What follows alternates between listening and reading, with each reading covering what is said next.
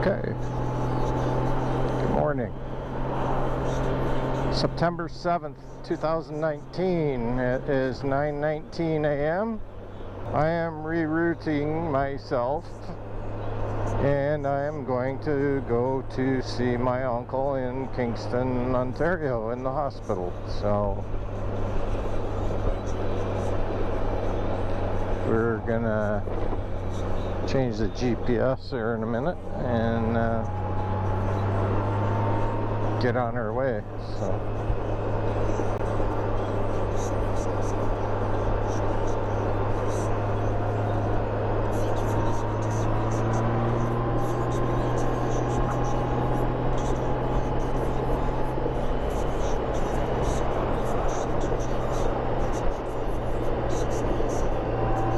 zeroed out the trip meter. And we'll see where we end up.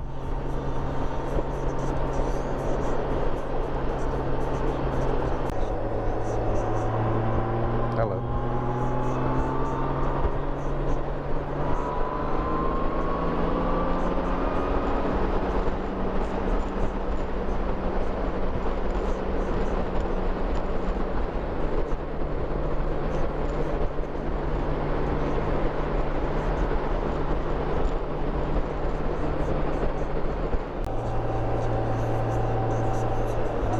Okay, so I've been shut up all season about this one, but I'm gonna open my mouth now. So right here, right in front of this pharmacy, there was a car parked. Early spring. Young family come out of this hardware store, walked down this sidewalk to here. That car started up, old lady driving, hit the gas instead of the brake, completely out of control backwards, flies across the street, takes out the young girl and her brother. Hurts the brother, but I think he's going to be okay. But the girl has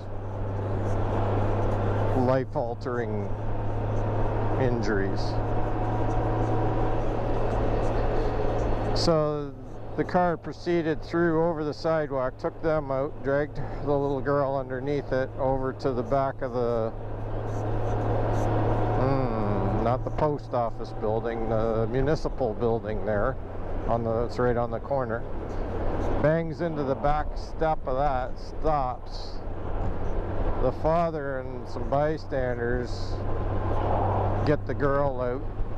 A bystander driving by throw her in here and threw her in the truck and around the corner down like a block to the hospital and got her there and saved her life. So all summer it's been quiet other than, you know, updates, fundraising for the little girl and her family. Obviously, you know,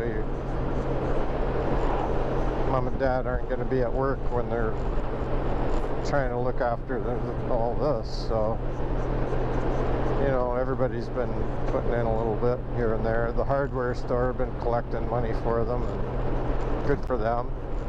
All quiet all summer long, and then just a week or so ago it was announced on the news that the woman that was driving the car was, I think, 82 years old, had been charged with, you know, reckless or dangerous or something like that. It was a pretty harsh charge, and well, not harsh for the situation. That's not my problem. My problem isn't even with the lady, but it kind of is in a way too. People, you get that old and you're getting kind of funky behind the wheel, give it up, because that's the result. That's what happens when you don't give it up. You know, and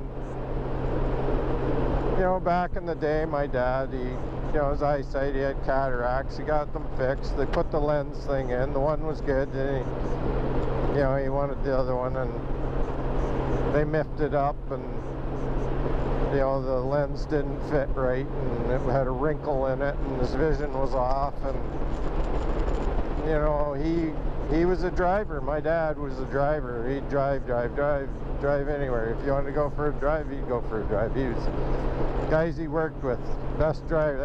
Anyone you talk to, best driver they ever saw.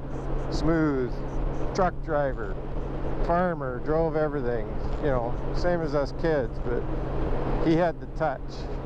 He used to drive them old tractor trailers, you know, down through the States and back in the big Teamster days, and zigzagging through Teamster strike and all that jazz, you know, delivering his little load of canned ham or whatever it was he was rolling. But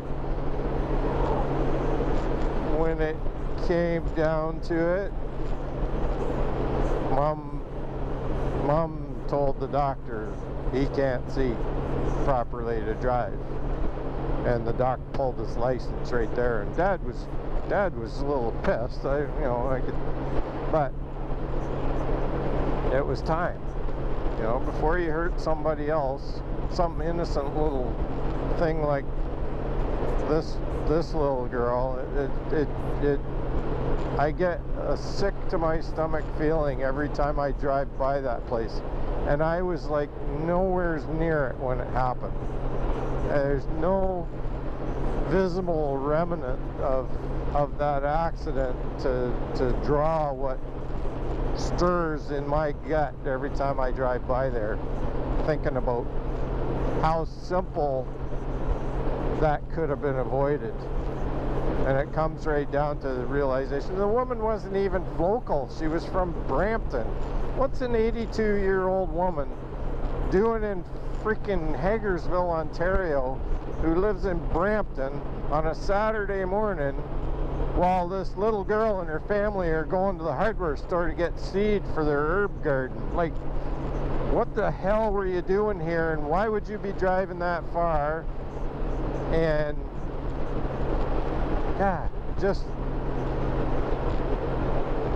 so anybody out there, you got some old fogey driving in your family, and you know, you kind of think it's kind of funny, and you know, he's getting away with, you know, and oh well, now's the time, smell the coffee, guys. This is what can happen, and you'll have to live with that in the back of your head. And my mom knew, and she spoke up. So, you know, kudos to her. Don't know whether, you know, anything would have ever happened, but she wasn't going to take the chance on hurting somebody else, even though it was his life, you know, behind the wheel, like driving, operating machinery, doing it must have crushed him when they took his license. But you know, he kind of got over it. He accepted it. You know, he's an old guy. Sat in his chair, had a nap, waited for us to come visit.